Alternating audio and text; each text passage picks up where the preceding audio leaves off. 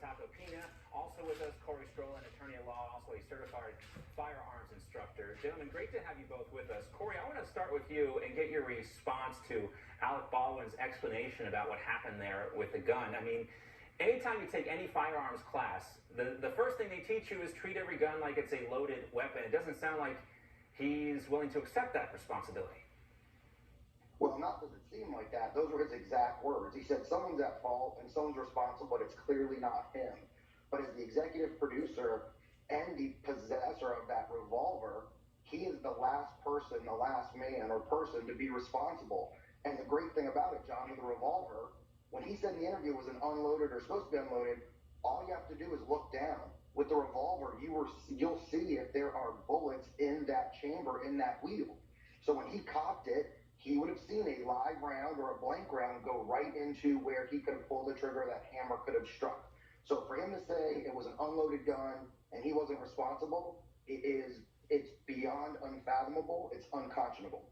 It's also rare, Joe, that you hear from a guy who might be held responsible for this, either civilly or criminally still at this point, getting one of these interviews and highly edited softball questions here. Do you think this was a wise move? Would you advise Alec Baldwin to do something like this if he were your client? No, I mean, do they ever seem to work out? I mean, Prince Andrew's interview, how did that go? It's like, I don't know where these lawyers that are representing this, and maybe this was just Alec Baldwin doing what Alec Baldwin does, maybe. Which is what he wants, what he wants to do.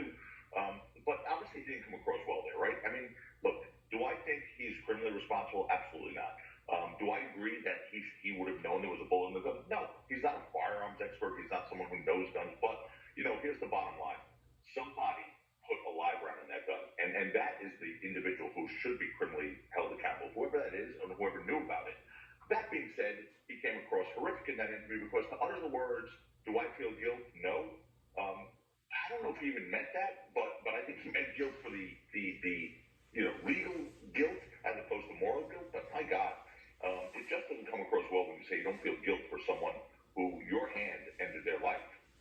So again, that was not a wise move on his part. But once again, they'll do what they want to do. But to Joe's point, Corey, I mean, if the burden of proof is so heavy here that you don't think he's going to be found criminally negligent for anything here, why not just at least show some remorse? And maybe he's not capable of doing something. We've seen this with Alec Baldwin before. And the other thing that makes us so, I think, hard to swallow for so many folks is Alec Baldwin was so sanctimonious about, guns in the past. And here he is in this situation. I think it's just a good reminder for all of us to, maybe dial it back on the rhetoric a little bit sometimes.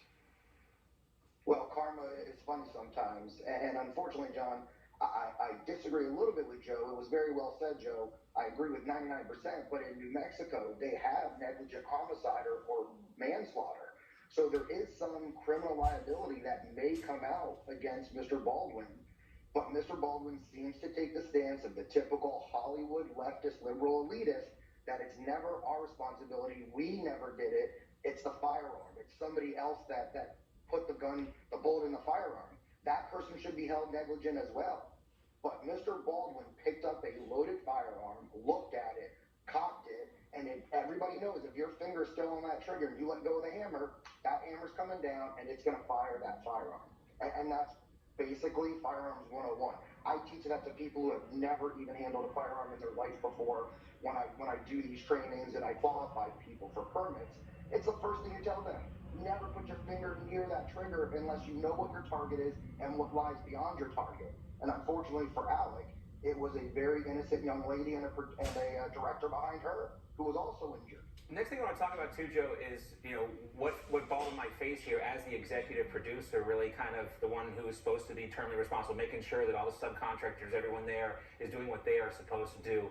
What do you think he faces on that front? Oh, that's civil.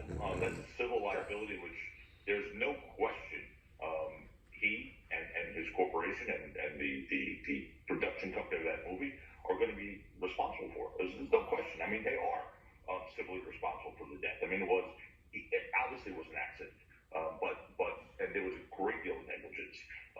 Even if there was not a crime, and to me, I still think there's a criminal element here because I don't understand how a live round gets into a gun. That's a movie set gun. Putting that aside for now. there is civil liability, which is a slam dunk. I mean, I think Baldwin said on the interview last night that he would be surprised if the lady's husband who was killed did not file a civil lawsuit. And obviously, he's going to file a civil lawsuit, as he should. So there's also the insurance aspect. Civil liability is clear. Yeah, normally the insurance companies like to get involved beforehand, before the suit actually gets filed. But Corey, the last minute to you. I mean, ultimately, you mentioned the fact that New Mexico does have this criminal negligence statute here. What do you think happens to Baldwin ultimately?